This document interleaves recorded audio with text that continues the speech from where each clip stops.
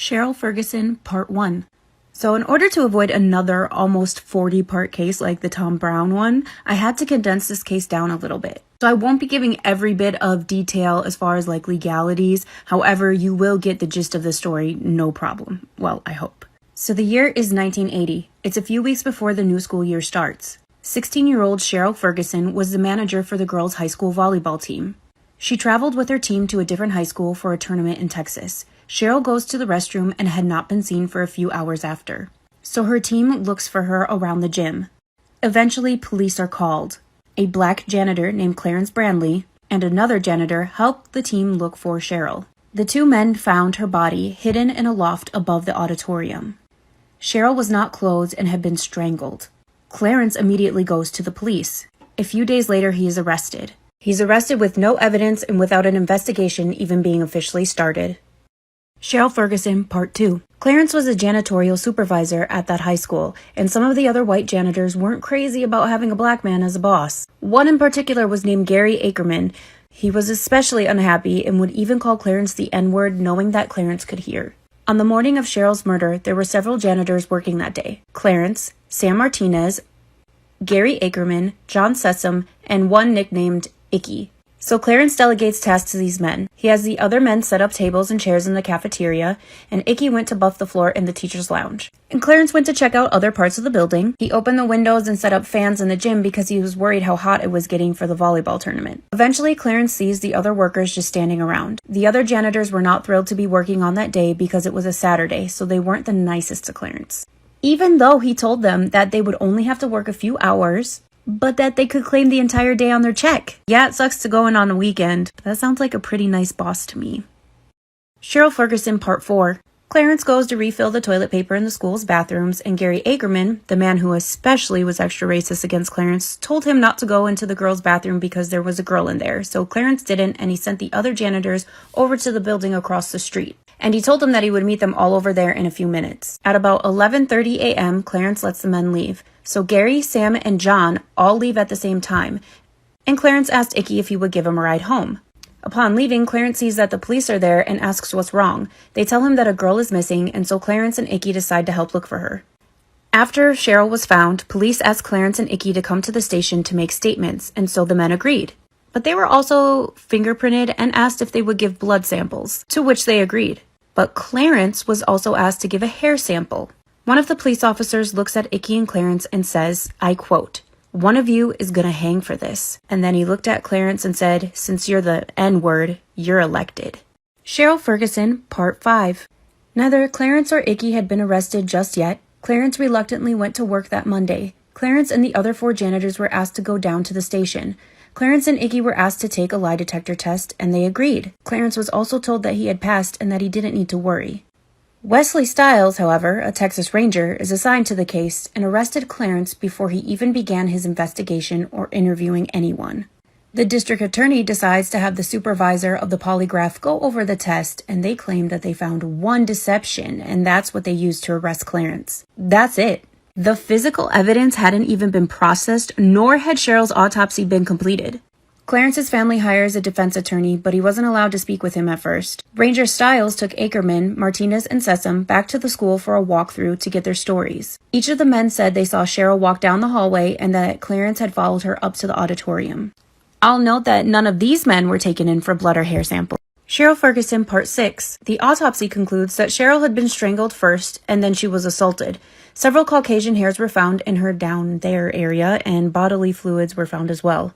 Her bladder was empty, leading investigators to believe that she used the restroom beforehand, which matched up with the other janitor's stories, and that she had walked down the hallway towards the restrooms. There was type A blood found on her blouse and socks, but Clarence was type O, so it obviously wasn't his. And the bruises on Cheryl's body made it seem like there were probably 2 attackers involved, one of which who would have been holding her down on the floor and gripping her arms, or even kneeling on the palms of her hands. But I guess investigators didn't feel they needed to really study the crime scene or the photos from the crime scene well enough to realize that. So here we are again, back in Texas, and back to a case where police and prosecutors make you just want to scream. Our justice system really frustrates me. Cheryl Ferguson, Part 7. Now let's go to Clarence's trial. As many of us know, in criminal defense cases, a lot of times lawyers advise their clients to not take the stand, but Clarence's lawyer had him do so, which he realized too late that it was a mistake letting Clarence testify.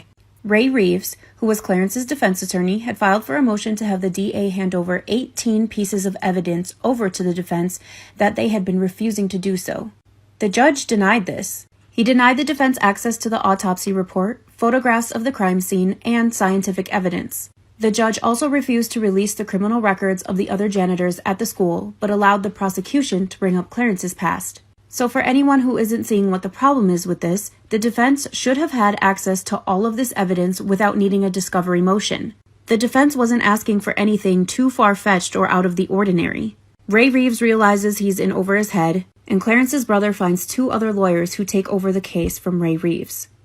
Cheryl Ferguson, Part 8. Eventually, the defense is given the autopsy report, but were not given the photos or clothing from the crime scene, or the copy of Clarence's statement to the police. Finally, they're allowed to get the evidence, but it is Ranger Stiles who is asked to bring the evidence box to the defense. But when they get it, there's no assault kit in there, so that means the samples of the bodily fluids were missing. The one piece of clothing from the crime scene was a pair of Cheryl's underwear, but the area where the bodily fluids were was cut out, which you would assume that had been sent off for testing at the lab, but there was no lab report. So because the justice system is once again failing, a private investigator is hired. When Clarence sent the other janitors over to the building across the street, he took a short smoke break. But the other janitors were saying that he was gone for 45 minutes. But Clarence said that he couldn't have been gone for more than 10 minutes. And that was because the building was locked and he knew that they were waiting outside in the hot summer heat for him. And when Gary Ackerman was interviewed, he kept asking what John Sessom, one of the other janitors, said before he would answer. Cheryl Ferguson, Part 9. The defense tried to file motions to get blood and hair samples from the other janitors, but surprise, surprise, they were denied. Eventually, it's found out that even though this was an assault/murder trial, the doctor who performed the autopsy said that since it had been over 30 days, he threw all of the evidence samples away. So Clarence's lawyers used their own collateral to make his bond. But the DA, the sheriff, and the judge all did what they could to make sure that Clarence didn't make that bond. In fact, the sheriff and the DA even referred to Clarence as the N-word in meetings with the judge. The judge eventually orders the sheriff to release Clarence on bond. However, when his lawyer showed up to make that bond, they were showed a motion from the DA to raise Clarence's bond from $30,000 to $75,000. This was done without a hearing, and this was illegal. So Clarence's lawyers filed to have a motion to have that judge recused. But turns out the judge agreed to step down voluntarily. However, he made it so that he got to choose who his replacement was. And I'm sure we all know that this isn't going to be in Clarence's favor. Cheryl Ferguson, Part 10. It was made sure that it was all Caucasians on the jury. The only evidence that the prosecution had was circumstantial. During the trial, the judge overruled any and every objection that defense had made, and it was even admitted by the prosecution that evidence had not either been taken or it had been lost. You'd think that this would be 100% in Clarence's favor. The prosecution was basically a joke at this point, and even the doctor who did the autopsy contradicted himself and backtracked while he was on the stand. But unfortunately, the racism against Clarence was incredibly strong, and there was only one juror who voted not guilty, and a mistrial was declared. Clarence's second trial included an all-white jury as well, but a new judge was appointed. Eventually, a man named Ed Payne comes forward to the defense and says that his daughter is married to Gary Ackerman. Remember, Gary was the particularly racist janitor at the high school. Gary had come home worried because a dead girl had been found. Which just didn't match what Gary had been saying previously, which was that he had left the high school before Cheryl's body was even found. And there's more. Cheryl Ferguson, Part 11. Gary also told his family that he knew that Cheryl's clothes were in the dumpster. This was a big deal because Cheryl was murdered on a Saturday, and that's when Gary told his family he knew where her clothes were. But Cheryl's clothes weren't even found until that Monday, right where Gary had said they'd be. So Ed Payne tells the defense that his son-in-law Gary knew where Cheryl's clothes were, even though he claimed to have left before she was found. But eventually, Ed refuses to cooperate with the defense for the trial, so they are back to square one. The new judge overruled the defense over and over in the second trial as well. The trial went south for the defense just like the last, and the jury finds Clarence guilty of capital murder, and he is sentenced to death. Let's fast forward to 1986. A woman named Brenda Medina comes forward and states that her boyfriend at the time, James Robinson, woke her up in the middle of the night and admitted to her that he had committed assault and murder. But then he was gone the next morning. Well, guess where James used to work? Yeah, that's right. The same high school that Clarence and the other janitors did. Cheryl Ferguson, Part 12. Something that I forgot to mention earlier, is that one of the big things in Clarence's trials was that he was the only one with a set of keys to the high school, according to the other janitors. This was a lie because eventually Icky had admitted that he was given a set of keys as well. An evidentiary hearing is held, and Gary Ackerman testifies that he saw James there that morning.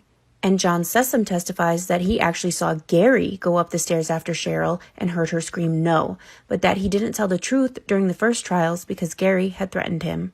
Even with this new evidence, Clarence didn't get a new trial.